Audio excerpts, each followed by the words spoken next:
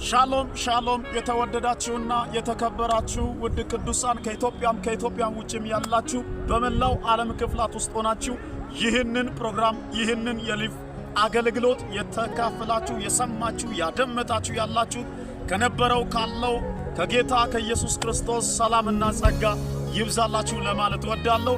እግዚአብሔር ዛሬ እንደ ፍቃዱ ሆኖ እግዚአብሔር ዛሬ መልእክት ሰጥቶኝ ወደ እናንተ ቀርቤያለሁ። አታሳልፍ። 1 2 3 ደቂቃ በደንብ አድርገ ሰምተ ሌሎችም ሼር አድርገ ኮፒ ሊንክ ሪፖስት አድርገ እንድታልፍ እባክህን 1 ደቂቃ ብቻ አድምጠኝ።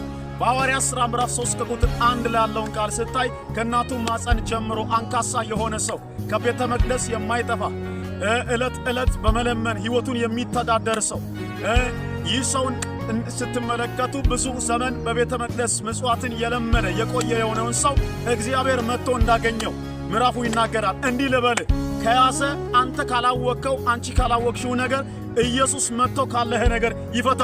እመን። ጥያቄን አቅርብ ወደ እሱ፣ ወደ ሰው ሳይሆን ወደ ነብዩ ሳይሆን ወደ ፓስተሩ ሳይሆን ወደ ወንጌላው ጥያቄን አቅርብ። ለጥያቄ ኢየሱስ ክርስቶስ መልስ ስለሆነ ነገር ምንድነው የያዘ ነገር ምንድነው የተቆጣጠረ እንዳታልፍ እንዳትሻገር ከራእይ ጋር ከሰላም ጋር ከደስታ ጋር ያለ ነገር ምንድነው? ዛሬ በሕይወት ላይ አንድ ኃይል ይመጣል። ከያዘ ከማትወደው ነገር ሁሉ መላቀቅ ይሆናል። ይህንን ቃል ደግሞ በኮሜንት ሴክሽን ላይ እንዲህ ብለህ ጻፍ። የያዘኝ ነገር ዛሬ ይለቀኛል በል። እመን።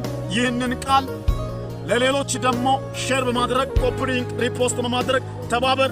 እግዚአብሔር ካንተ ጋር ይሁን። ሻሎም